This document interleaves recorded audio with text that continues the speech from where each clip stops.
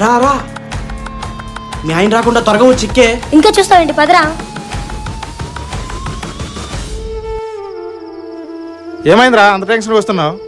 ఏంట్రా ఏమైందో చెప్పు. అన్నా మన కృషి వదిన రాజు కూడా తెలిపింది అన్న. ఏంట్రా నువ్వు చెప్పేది నిజమా? నిజమే అన్న, నా కళ్ళారే నేను చూసాను. నువ్వు చెప్పేది నిజమైతే ఊర్లో జనాలందరూ ఏమనుకుంటారా? నా పరువు ఏమైనా ఉంటుందా? ఇంకా దాన్ని పెళ్లి చేసుకోవాలని చిన్నప్పటి నుంచి కష్టపడ్డాను కదరా. మరి ఏం చేస్తామన్నా, వదిలే.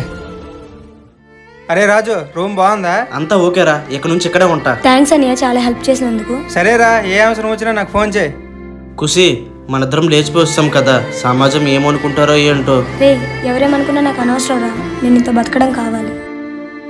అరే, ఆ కేశవగడితో పెళ్ళైనా నేను వచ్చేసానంటే నువ్వంటే ఎంత ఇష్టమో అర్థం చేసుకోరా. సరే ఖుషి, మనిద్దరం ఎవరికీ తెలియకుండా ఇక్కడే బ్రతకదాం. ఇదే కదా నిజమైన ప్రేమ అంటే.